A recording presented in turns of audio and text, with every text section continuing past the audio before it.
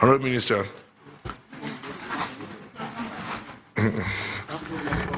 We believe. Honourable Minister, is as we please. We are here before the committee. As the chairman pleases. So, Honourable Minister, take your notes. And just like your mics, please. Are the mics on? Most of the mics are on. Of those mics. Of those mics. Hello. Technical. So, and if you need any of your aides or directors to make input, we use the floor to you. So, let her be or not. She has to be. Yeah. Affirmation, please. Yes. Affirmation. Yeah. I affirm that. All the evidence I will make. Okay, I, Kemi Adeosun, hereby affirm that all the evidence. Yeah, that all the evidence I will give here. I will give here. Shall be the truth. Shall be the truth. And only truth. The whole truth. Nothing but the truth. So help me God. Thank you. Honourable Chairman, honourable members of the Capital Market and Institutions Committee, thank you very much for this invitation. I'd like to start my submission by saying that it is highly regrettable that this sitting is even needed, because the capital market is a very critical market, and it's a market into which we have worked very hard to attract foreign investment. It's a market that is highly regarded internationally and domestically. And therefore, I do regret the fact that we even need to be here at all. However, that said, I think it's important that these matters are aired, and that's the role of Parliament, and we respect that.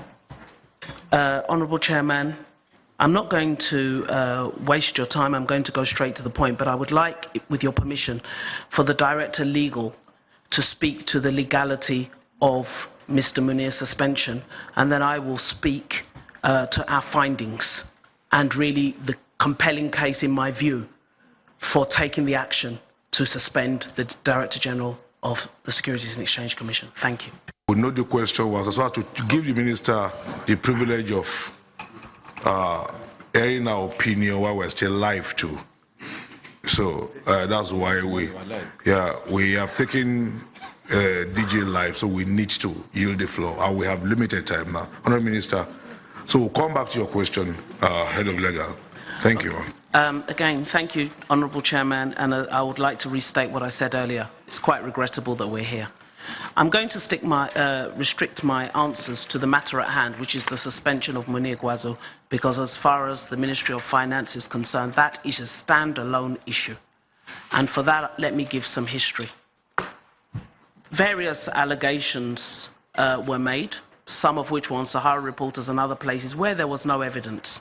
But on the 27th of October 2017, we received a bundle of documents delivered to our whistleblower unit on making allegations not only against Mr. Gwarzo, but also against 2 other officers of the SEC.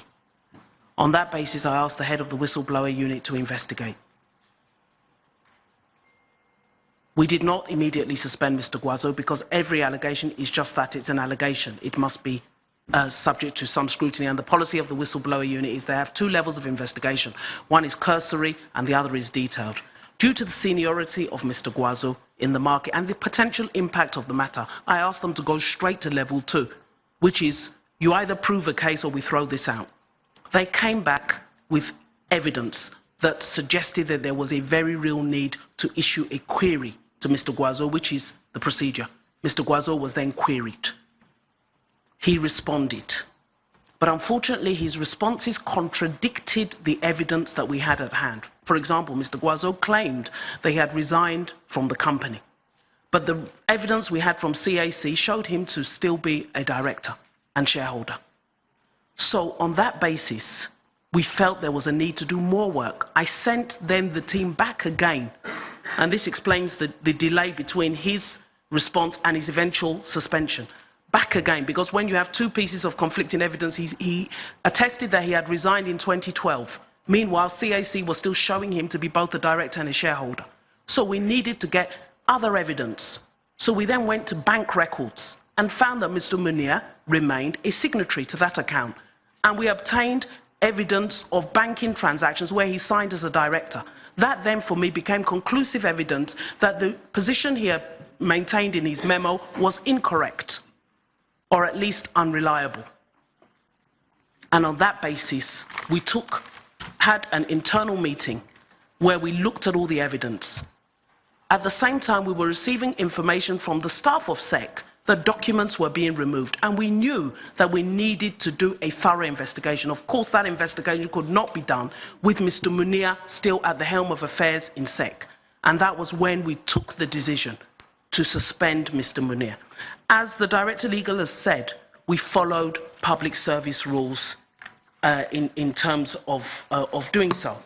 And let me now that I have the floor speak to the Administrative Panel of Inquiry, which was then set up, which is the procedure, under the Permanent Secretary of Finance, to do a detailed report, which is then, or is being submitted, or has been yesterday submitted to me. I am reviewing it, and I shall be making my recommendations to Mr. President. Mr. Munir is not removed, he has been suspended, and he is not the first DG of SEC to be suspended. In the absence of a board, the Minister does, as the Director Legal says, have powers to suspend.